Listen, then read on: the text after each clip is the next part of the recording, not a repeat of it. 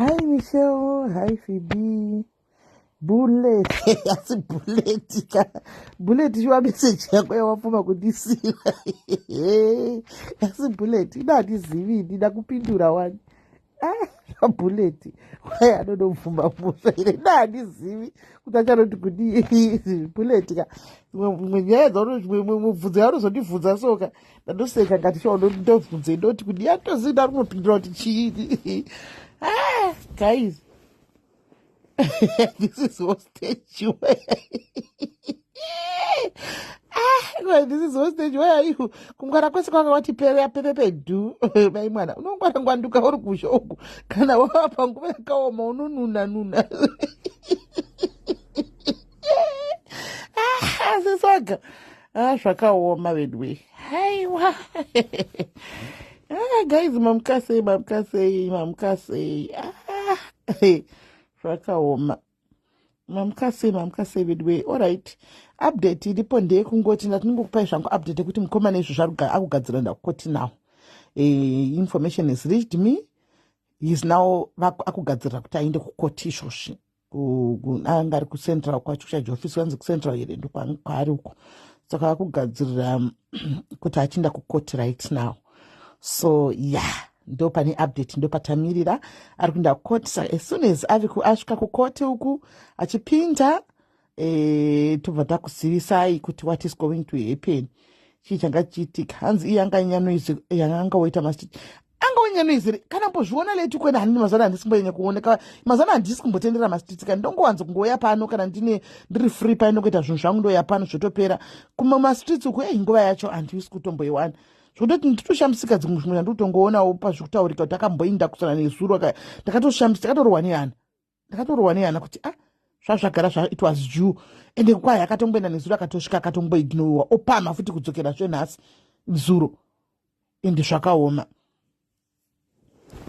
Anzi kwakanaka here aibvunza ofisa zvakawo nditonyatsotsvaga chifull clip chacho ndakazongofonegwa nachinzosungwa chakutonopera chigame chachona chakutonopera paakangoti ndakatanga kuona pakanzi chiko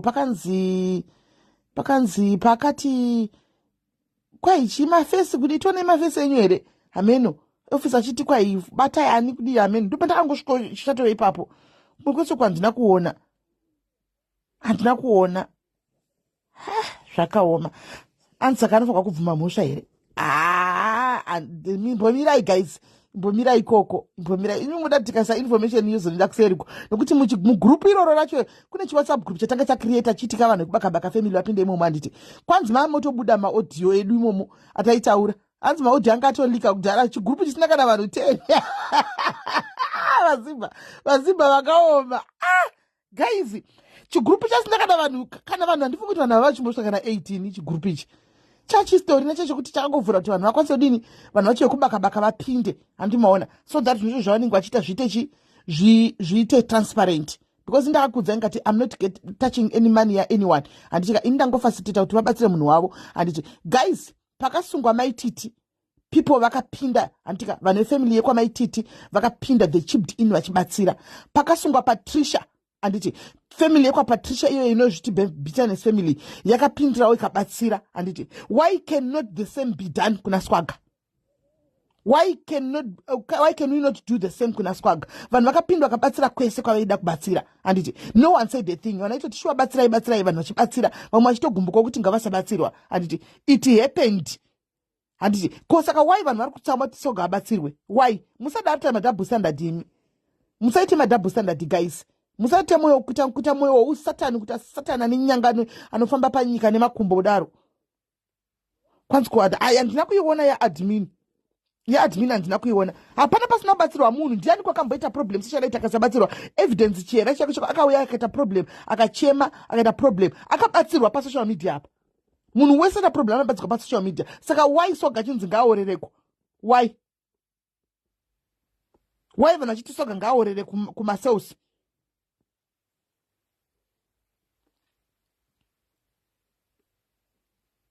why vanoda kuzobvisa mari zvako bullet kuti kutengerwe kofini munhu naye kana munhu ari mupenyu ipai munhu maruva ake ari mupenyu kana kuti mupei help yake ari mupenyu zvakaipa handiti swaga munhu wane ane nhikikiri ane ropa handiti munhuwo wenyama tina basa nazvo kuti kudine gaichero vanhu vakati kudii kuhakirana kuti hatimboregi ini now not stop being me with my heart because kune chigurupu chevanhu chinenge chichikuitira malive kana kuti chinenge chichitaura nezvako paserapo twa he azobatsirire chimunhu ini ndinongobatsira munhu simple. My reward is up there.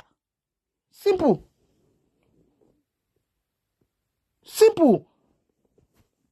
Nei vanhu kubatikana nezvino kubatikana kugumbuka kubatikana mabhisire iyi amfango kuti imi SIS MELLY muri kuda kumubatsira chii woti munhu ngaabatsigwe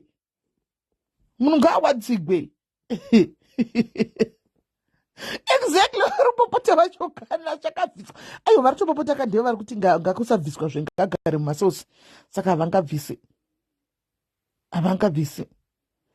maipaida kwai ngagare ikoko ngasabuda muri kumbatsira chii munotohakira munodikati takatohakira ipapapa zvotodaro nai saka ini ndikasungwa vanhu muchandirega ndiri kona imitaura ichokwadi imi guys ndikasungwa muchandisiyawo dai madhayaris angu ndikubvunza madhayaris apa kwete vamwe vanhu madhayaris saka ini ndakatosungwa motondisiya ndiri kwaivasiyei kuti ndadii munotibudisawo kuti ndadii inga munhu esanongoburisiwa nevanhu vake vanenge vachida wani nezuro kwai muri kumubatsirirei ngasabatsirwa muri kuhakira mukudii ndakatende vanhuka zvakaoma ngasabatsirwa muri kubatsira chii muri kupindira papi mune speed imi mune vhefefe mune hakira mune chii ndikati tatoita speed munhu ngaatongobatsirwa asi kana munhu azouya uye achiudzwa nyaya dzake ari pachena aripo pamhene apa ini guys ndoda toti swaga ndinotorine surprise yake swaga yakamumirira regai abude kana abuda muchanzwa zvenyu regai abude akatobuda guys mutitenderewo let me be the first to do the live ndichinyatsa kumuedha ndoda kuti munyatsa kuteerera mese taneta nezvinhu zvakadai so taneta because vanhu mwana vanoita zvinhu vachifunga kuti handizivi kana kuti kutemba vanhu kuti vanhu vachandiburitsa. No, you don't do that. Hautange pamuromo uchitemba kuti vanhu vachandiburitsa. You don't do that. Ave murodhi kunda koti akutoenda koti manje akutoenda kukoti manje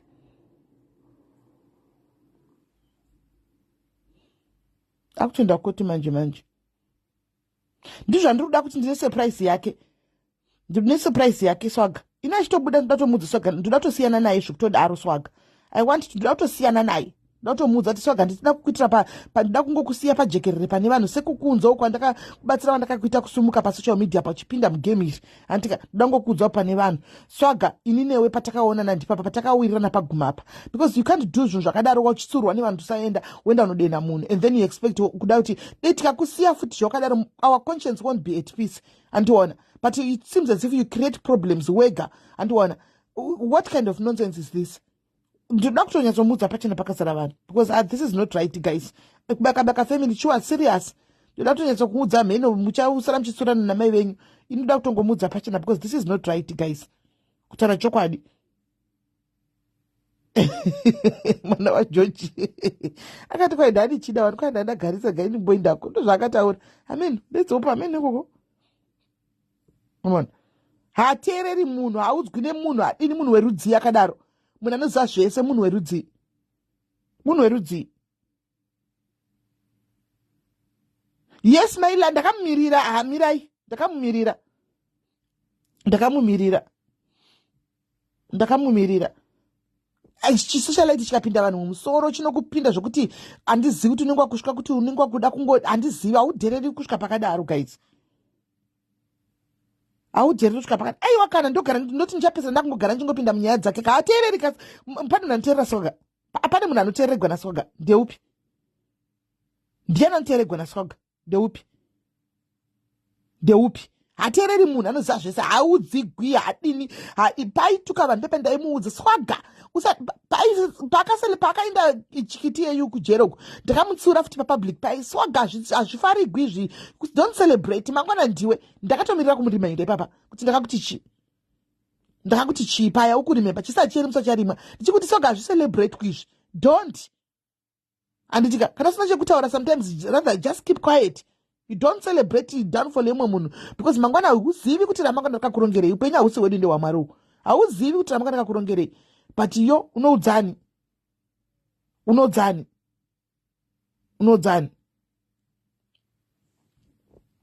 zvakaoma. Ngavadzidze munhu munenge uchikuzirigwa nevanhu vantika apa pasi asi apa takachokwadi wakabaka family iri kunzi yakamustopa hatingamboti vakakuzirira kuri kunzi vaitomustopa kuti don't go iye akati naruringiriri kuti nditi chainotsvaka content yacho chaitsvaga chacho chika zvinondishamisa ini kuti nditi chaitotsvaga chaiko chako chingavawo chii. Kutoshiya kuti ainotsvaga chii nanhasi zvinotondinetsa kuti nditi ainotsvaga chika zviri kutondishamisa kuti ainotsvaga chii. Ainotsvaga chii kudenda kwokudaro kwokuinda kunopinda mushopi yevanhu kufamba netsoka dzako kunyatsoku hamene kwaaive achienda hamene nekune shopi aindepi. Haisi yoko zvino long time how are you?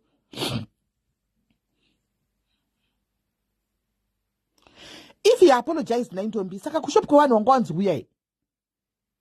wanga wanziuya bloka itsvina ari kupi kwatara komende yekuti flu ikandimutsvage ari papi katisvikeko nditege pari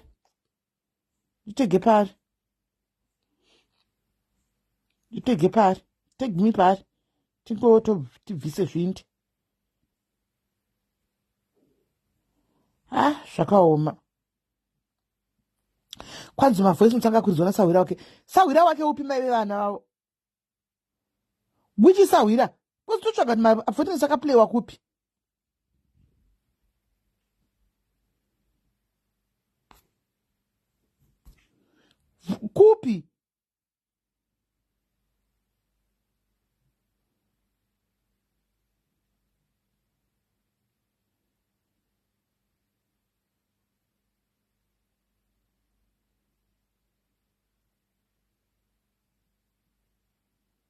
haiwa kana zveshuwa itsai mutimbomudza chokwadi regai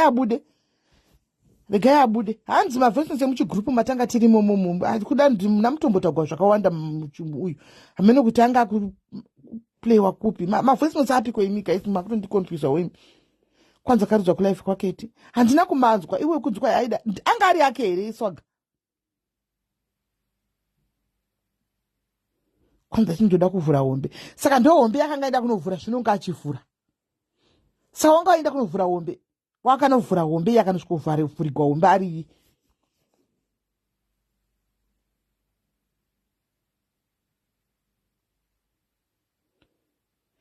audio yekuti chiimoli andikozviziva here yekuti chiiko mazana zvisocial media zvishoma pasikana tizombike tiri mumabasa umu saka ndiye akati ndoda kuvhura hombe akazonovhurigwa ake hombe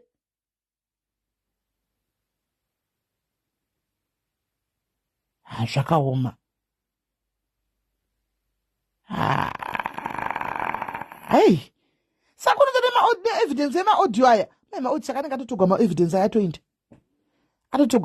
aya atoinda indika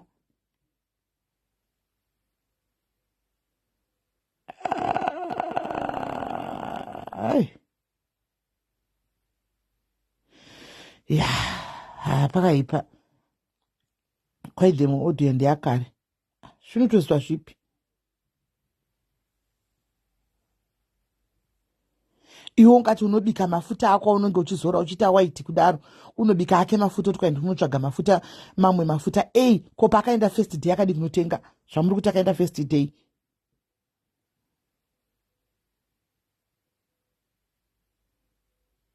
hainenge kunenge kwava kupolice station kwete mumotikari kunenge kwava kupolice station paita ugwa kusure uku nashumba vaya kunenge kwanga kwava kupolice station ndifunga kuti mumota kwava kupolice station kwakuri kupolice station zvakaoma zvakaoma vidwe ameno guys tangoya ndikudza kuti wakuenda kukoti munhu apa zvinokuenda kukoti tononzwa kukoti kwachona kuti zviri kufamba sei tononzwa kuti zviri kufamba sei vanhu vese kucelebrata nedziro ndesocial media vanhu kucelebrata nedziro kufara kuti segwa ngaagare ngaanyure kufara ende masocialites ka sinambona zvakadaro ini kufarira munhu kuti ngaasungwe ngaagare ikoko ngaasungwe ngaagare ha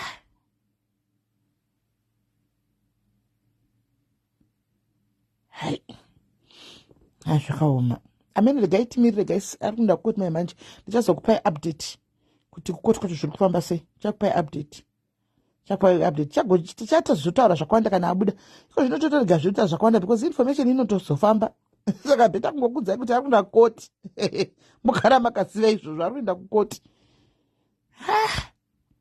chimunhu chine pamuromo chiya hai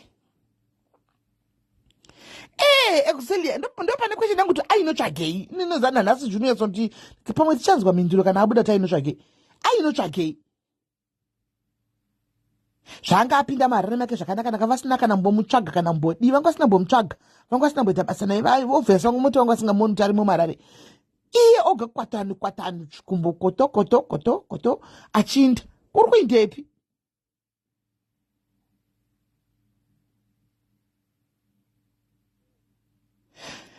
masocialites kuvengana chete haoni ini naigosolo mazuva ano haiwa ndozviitira zvinhu zvangu ndoga ndoita zvinhu zvangu necomment section yangu netudhayari twangu zvinani nditigwe coward nefanbase rangu bo zvekuti fanbase tongopedzerana ikokoko haya zvemasocialites zvonetsa hakuna chinhu chinonzi loyalty pasocial media guys kana mosogara muzvisive kumasocialite hakuna because igame rekuti uyo anenge achiti ndoda kuramba ndichingorira uyo ramba achinoda kungorira uyo achiti ndikubata just refresh uyo achiti haiwa ini ndogona kutadza ndinogona kubura hombe saka hazvifi zvakaita kuti vanhu vawirirane hazvigoni hazviiti hakuna ukangototaura chete kungofondera munhu kudai unenge uchirekodwa kungotaura nemunhu kudai so unenge utori parekodhi mai mwana warivara musamunoita sekuti mangoita kafallout kudai kutonzi ndine marekodhings ake mirai ndiburitse marekodhings aplay saka moti hubhururiwo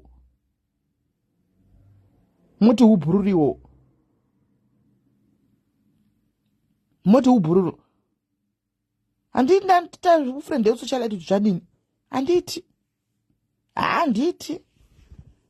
stafriend yemasocialites hazvigoni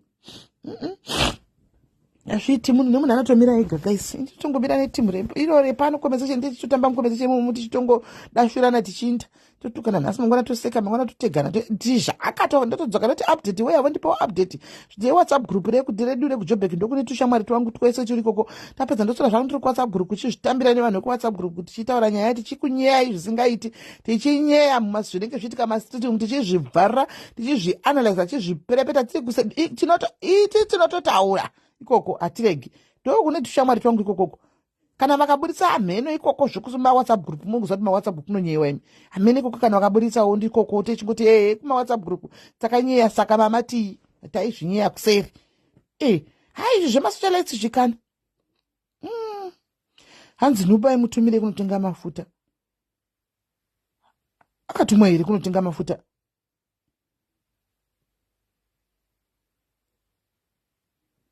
anga mutuma here handifungi kuti akatumwa haana kutumwa nubu akati akaona swaga achitotaura zvokuti ndikuinda kwamaititi kudikudi ndobva paita munhu akabva ngoti ndoda kutengera nubu mafuta sezvo muri kuti muda unosapota ndoda kutengera nubu mafuta ndobva kwatumigwa mari kuna swaga kuti chibva watengerawo nubu mafuta chete nubu haana kumbomutuma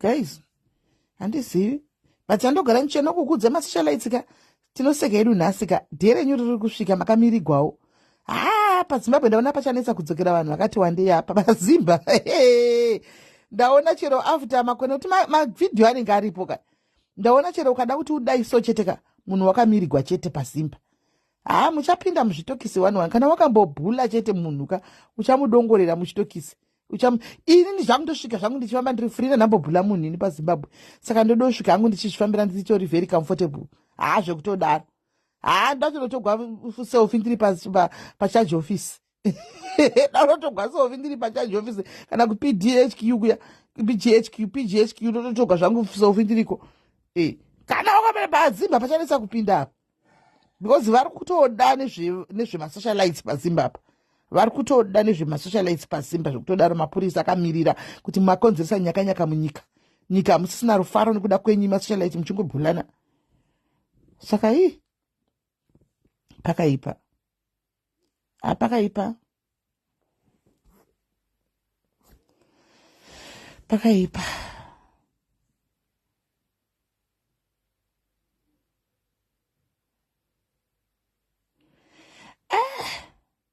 pakaipa. Sababullying guys, kana usina keshi paZimbabwe unonyura, tisanyeperane guys, unotonyura paziva pachanetsa kupinda apa because system chaichaitonoona yashungurudzwa nesu mazimba masocialites, vakutoshungurudzwa nemazimba nemasocialites. Masocialites atoshungurudza bullying yacho, saka varoda kuisa maexample, vada kusita example. Munoti mutemo munyuwani webullying wakaisigwani? Imi pafungei guys, munoti mutemo munyuwani webullying wakaisigwani? Taurai chokwadi guys, wakaisigwa masocialites kuti manyanya kubhulana, kubhula vamwe uko. Yakaisigwa masocialites mutemo webullying ukanzi topasisiwa, munoti wakaisigwani?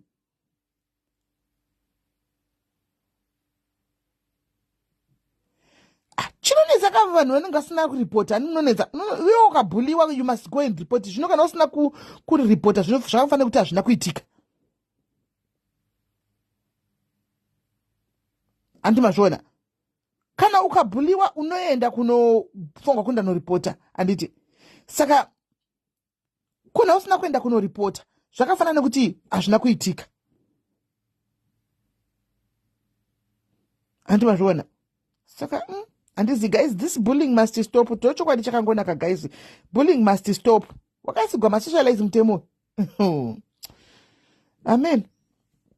Wakaisigwa masocialize, bullying inga must stop guys. Kungobhulana guys. Ina handizi kuti comment section, are you not able to stop this bullying thing? Itai kuti bullying ipere vasikana. As they have nothing to do with social media. Who doesn't have anything to do with social media?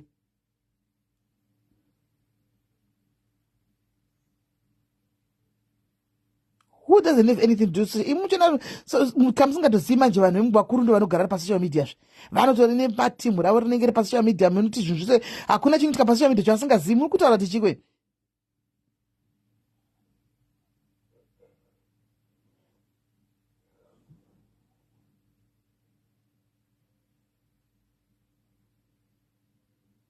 Bullying must stop guys.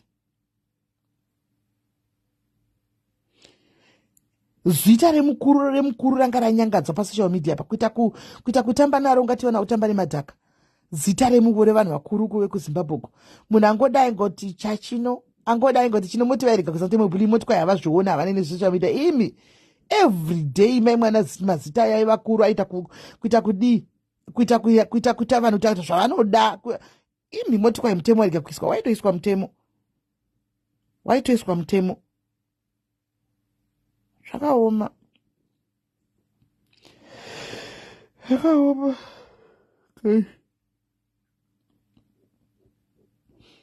Unonyura kuZimbabwe usina mari.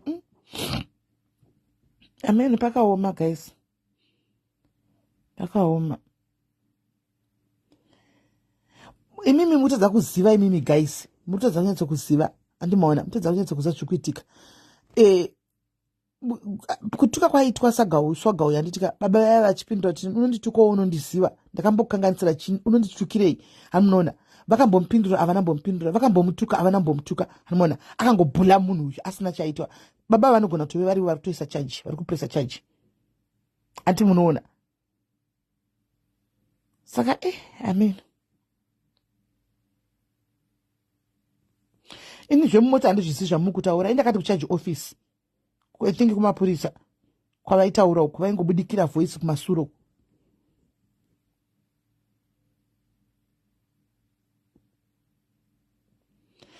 I think ndozva handisandaziva mai vana because inga ndakudza ngati investigating officer wake nasi kuseni unoyi ndo paasinge avepo. Zuro kwakusina investigating officer. Handitimaona kuti anyatso kuziva chakuti anyatso kuziva kuti complainant ndiani. But inini kuona kwandiri kuita complainant anogona kungari vashumba vaya. Anmona complainant anogona kunge vari vashumba because nezuro anga asina kuita ndosaka makwana akapedza nguva yakareba akagara pabenji paya panga pasati pava nainvestigating officer atomuasainikwa kuseni kunoku andimuri kuzviona. So complainant munhu akatocomplaina vanogona kuivashumba vaya vakatoripota kuti anonditukawo achindidai achindibhula anomana ini handitauri nezvake handimuziva handidini unonyura manje because havana mbobvira vakambomubayirawo kana mbotaura nezvake kana kumbodini andimuri kuona. So amen amen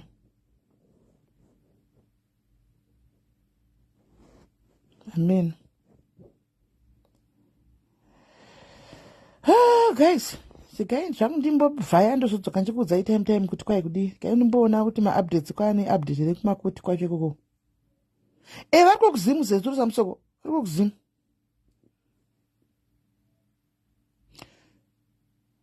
Pana munhu andakadza achitaura kumasureni handina kuona feya but kunzwa achitaura should be him, it should be him.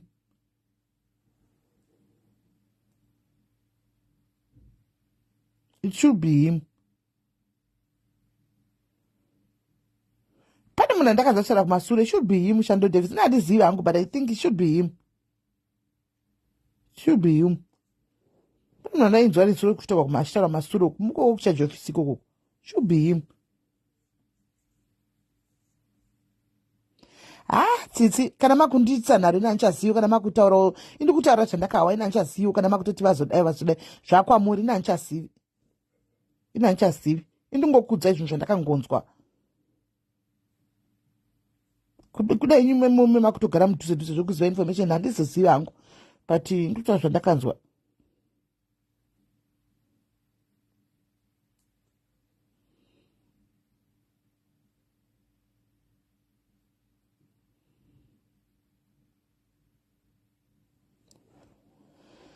Amen.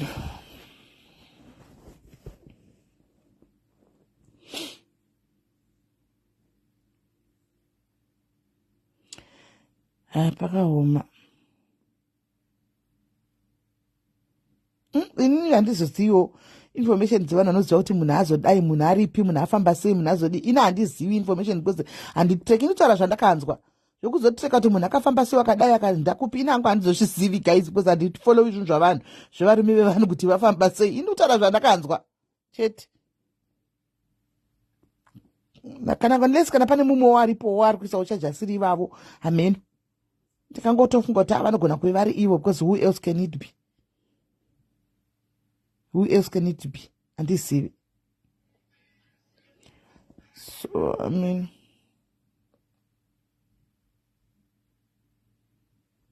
handizivi. Alright guys, saka iri bo guys ndokubatai paleta, get hold of you paleta kana katobuda ndakamumirira paddington takatomumirira haini hangu ndoda tomudza kuti I've got nothing to do with you anymore takuparadzana mune zvakanaka ndawakadai nokuti zvinhu zvese zvaunoita unopesa kutotaso kutoti akambotuka futi vanhu pasocial media ndikamutsiura swaga usatuke vanhu usadai pasina kana nguva kutochikwa noti simeli vanoenda kwaswaga stereki noti ndokwandinge uchingotambira wangu ndichingoenda mazuva ekanindo aya kwanisa kanenge achitotumwa naivo zvakandibhuwa zvokuti apa indabva kumutsiura masikati handichiona saka hateereri munhu saka achamira ega mine yake achamira ega amen